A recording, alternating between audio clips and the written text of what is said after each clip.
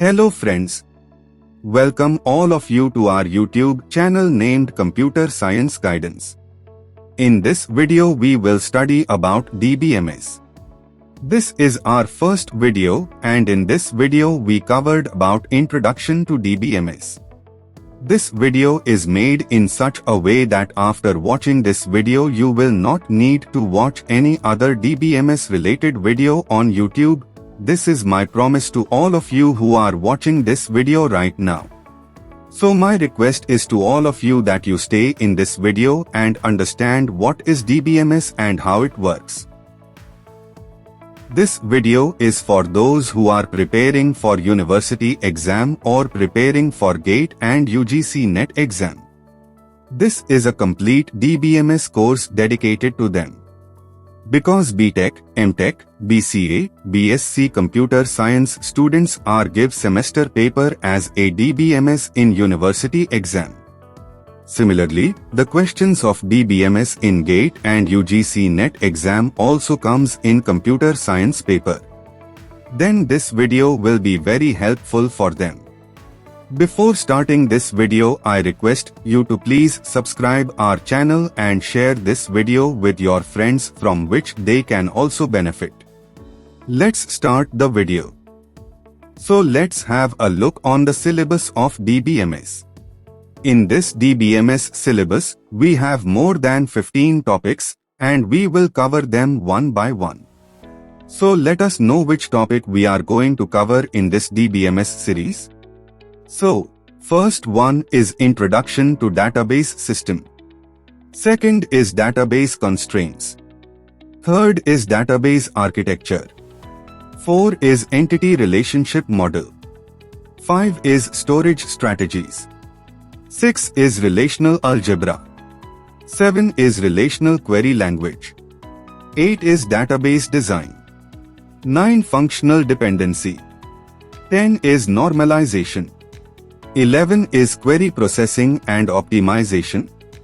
12 is Transaction Processing. 13 is Concurrency Control. And last not the least, that is 14 is Database Recovery System, and will also see some advanced topics like data warehousing, big data and NoSQL.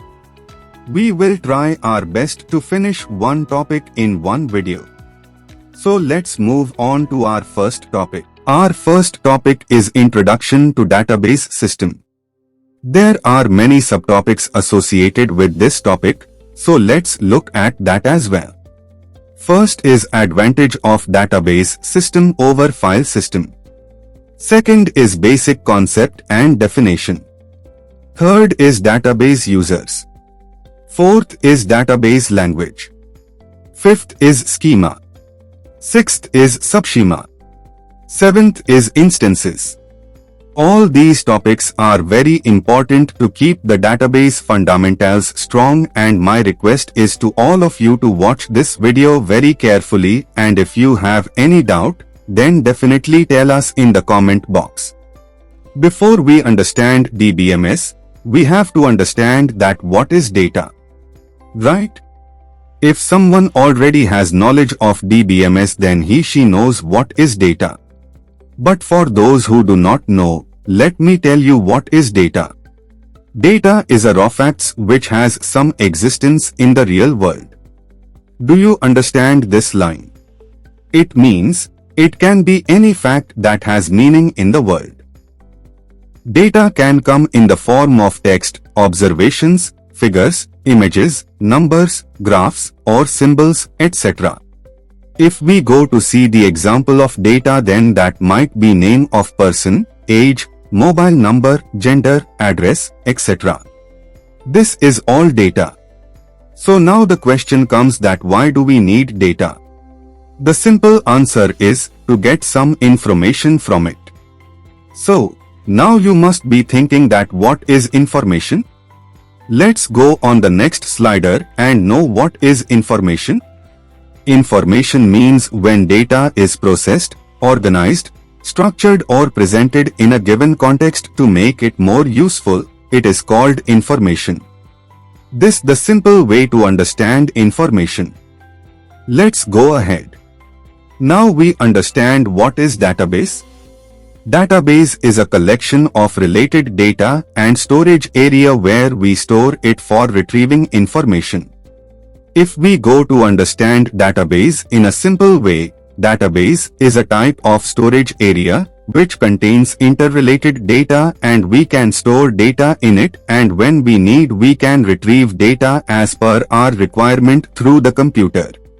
If we look at this example, employee database will have interrelated data like employee name, phone number, address, salary, date of birth, designation, etc.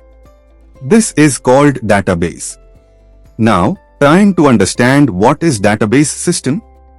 Database system is a system that provides a convenient way to store, retrieve as well as manipulate data. Now the topic is advantages of database system over file system. There are many advantages of the database system, but here we will mainly talk about 7 advantages. So, first one is data independence. Second is efficient data access. Third is data integrity. Fourth is concurrent access. Fifth is crash recovery. Sixth is reduced redundancy. Last not the least, 7th point is security. Let us understand all those points one by one. First we will see about data independence. In database system, a particular record can be inserted or deleted without affecting other record. Hence, data is independent by itself. That means, a particular record can be inserted or deleted without giving trouble to any other data.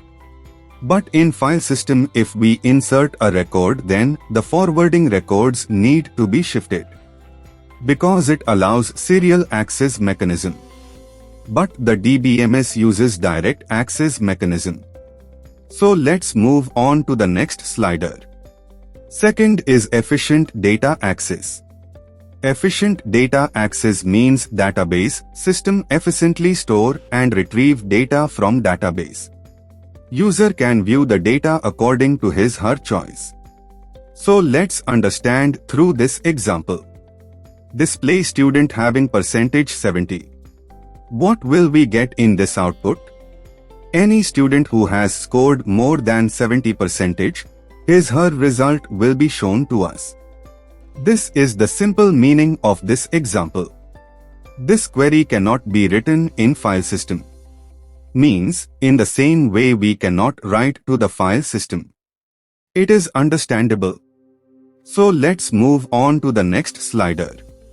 Third is data integrity. In database system, enforce or apply integrity constraints or conditions so that correct data is stored in database. We will definitely talk about the constraints in the upcoming video, but here, if I tell data integrity in a simple way, then what happens in data integrity is when we go to store the data, there is a constraints which helps us to store the correct data. If I give an example of data integrity, if we put phone number in place of name, then it is not correct data format, right? All these problems do not remain with data integrity. Data integrity, also called as data validation. This is all about data integrity. So let's move on to the next slider. Now the time to understood what is concurrent access in database. Database system manages concurrent access to the database. This means one database system can be used by multiple users simultaneously. If we look at the example, many users accessing the Google server at same time. So this is called concurrent access. So let's move on to the next slider. Crash recovery.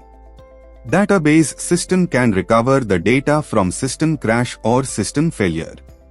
If anything goes wrong with your system, the database system able to recover your data. Reduced redundancy. Database system use technique to reduce data redundancy. Redundancy means duplicate. This means the database has a technique by which it can decrease the duplicate data, and this through increased data efficiency also. Let us know about security. Database system can authenticate users for the permission or privileges to access database. But there is no such restriction in file system. So now we completely know what are the advantages of database which not available in file system. We are going to start a new topic named Basic Concept and Definition, in which we are going to talk about what is DBMS and RDBMS and what is the difference between them. So without delaying, let's start. There are many points given below about DBMS, so let us understand those points one by one. I believe all these points are written in such a simple way that I don't think I need explain each points. DBMS stands for Database Management System. DBMS is a software or application for maintaining and utilizing database system. We are already know what database system is. Next point is database management system follows a specific database model such as network, relational, object or hierarchical model. DBMS follows these models, and all the models I will present a separate video to you, in which we will try to understand each model in detail. Next point is these models use the query language to access the database. All the models mentioned above use query language to access the database. Query means request or task. Commonly used query languages is known as SQL. SQL full form is Structure Query Language. DBMS manages the performance, concurrency, integrity and recovery of database. You have to remember all these points because it may come in your exam. So let's move on to the next slider. Similarly, RDBMS stands for Relational Database Management System. RDBMS is a DBMS which is based on the relational model. It was introduced by Edgar Frank Ted Codd. RDBMS based on 12 Codd rules. And RDBMS is a DBMS which data and the relationship among the data is stored in tables. That is collection of columns and rows. Difference between DBMS and RDBMS. In DBMS, support relationship between data. In RDBMS, support relationship between tables. In DBMS, it may not follow all the Codd rules. But in RDBMS, it follows all the Codd rules. DBMS is a single-user system, and RDBMS is a multi-user system. DBMS database example is FoxPro, and other side RDBMS database example is Oracle, SQL Server, MySQL, DB2, etc. So now we are going to start database users. Database user, the one who use the database, we call it as a database user. The users can be classified into 4 categories depending upon their interaction and expertise of the DBMS. First is end user. Second is online user. Third is application programmer. Fourth is DBA. So let's understand about user one by one. First is end user. End users are also called naive users. The one who does not have any knowledge on the database but use the database. This type of user is called end user. End users have only read permission on database. The end user cannot change anything inside the database. For example, user of an ATM. The user does not know what is the process inside the ATM, but the user can withdraw the money. This is called end user. Second is online user. Online users access database by a user ID and password. Online users have read and write permission on database. The online user has permission to add, delete, and edit the data from the database. For example, bank officials, bank manager of a bank. In a bank, the manager can add, modify as well as delete the data according to his/her requirements. Third is application programmer. Application programmer is a user to develop the applications using programming languages like C, C++, Java, etc. Application programmer work under DBA. DB authenticates application programmers to access database. Application programmer are also known as a front-end designer. Before starting DBA, let me tell that this is a very important topic which is asking in the university exam, so I request you to look at it carefully. DBA stands for Database Administrator. Database Administrator is more powerful than other database user. Here I have told 5 main points of DBA. DBA is responsible for design, implementation, maintenance and repairing of database. DBA is responsible for granting permission to the user for accessing the database. DBA is responsible to recover the database from failure due to human, natural or hardware causes. DBA is responsible for periodically backup the database either to magnetic tape or remote server to prevent loss of data. DBA is responsible for modification of schema and physical organization to improve performance. Remember here, what are the responsibility of DBA? These types of questions can also come in the examination. So now we are going to start database language. Database language. The users required a medium to communicate with database is known as database language. The database language are used for read, update and store data in a database. There are several database languages that can be used for this purpose. One of them is SQL, Structured Query Language. Database language is divided into 4 types. First is DDL. Second is DML. Third is DCL. Fourth is TCL.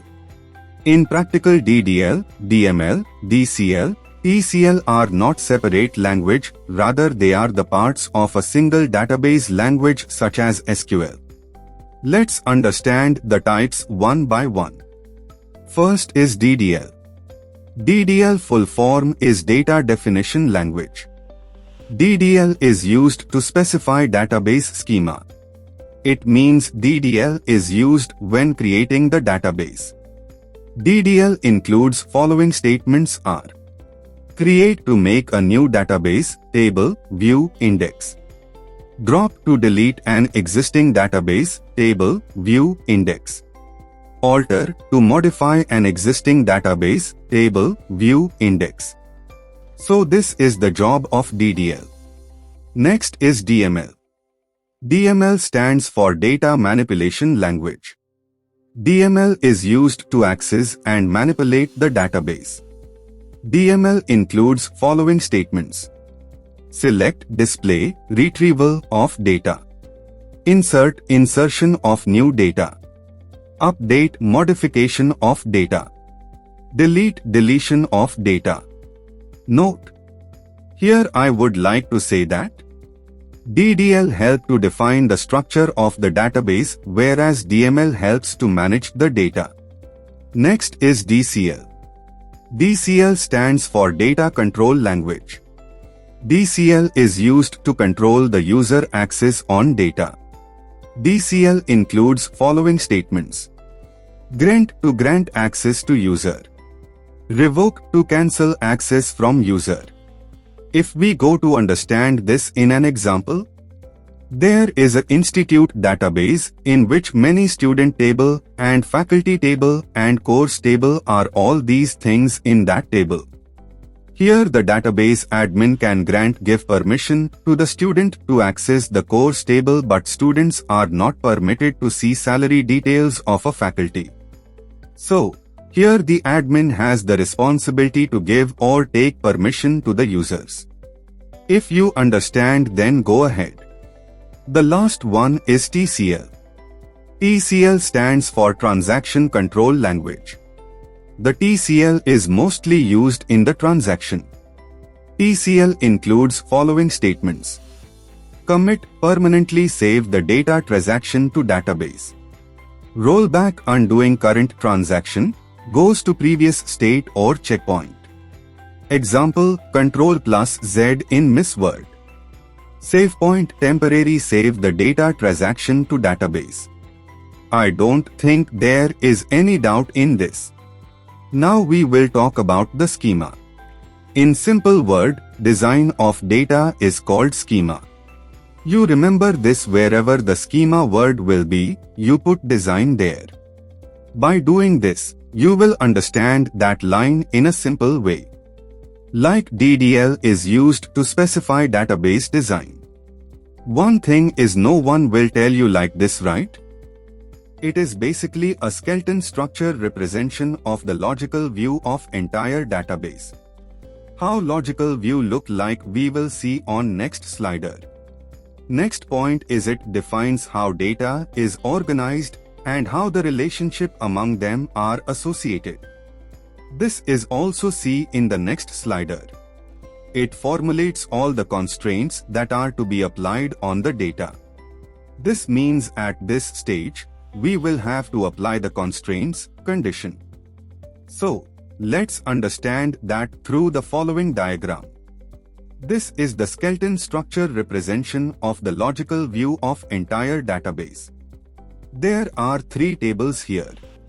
The first is employee table and second is department table and third is project table. Here the relationship of employee table is on department table and also on project table. So, I think you must have got an idea of what the schema is. If you still have not understood it, then next slide is for understand how to make schema. For an example, if we create a student table, then the query is create table student, regno integer, student name character, branch character. So, this is the query to create the table. In this query, whatever has start and end inside the parenthesis, this is called schema. So let's know what is subschema. A table may have several schemas called as subschema. It describes different views of database. In database system, different views are there. What is the view we will understand in the coming DBMS video. A subschema lets the user have access to different areas of applications in which the user designed. And the concept of subschema is implemented by creating view. Instances refers to the data present at a particular instance, moment of time is called instances. It means it is the overall description of the database. It is the collection of information stored in a database at a particular moment. Schema is same for whole database. Data in instances can be changed using addition, deletion, updation. So here I would like to mention some names which we know in the database under a different name. In database, table is called relation. Rows of table are called tuples or records. Columns are called attributes or fields. So, this was our first topic of DBMS. If you have any question, doubt, then please tell us through comment box. In the next topic we will see about data constraints. Let us know how you liked our teaching by pressing like or dislike, by which we can improve our teaching method. Thank you so much for being associated with this video. I hope you got to learn something new in this video. This channel main purpose is to provide you quality education above computer science field. So please like, subscribe this channel and share with your friends. Thank you.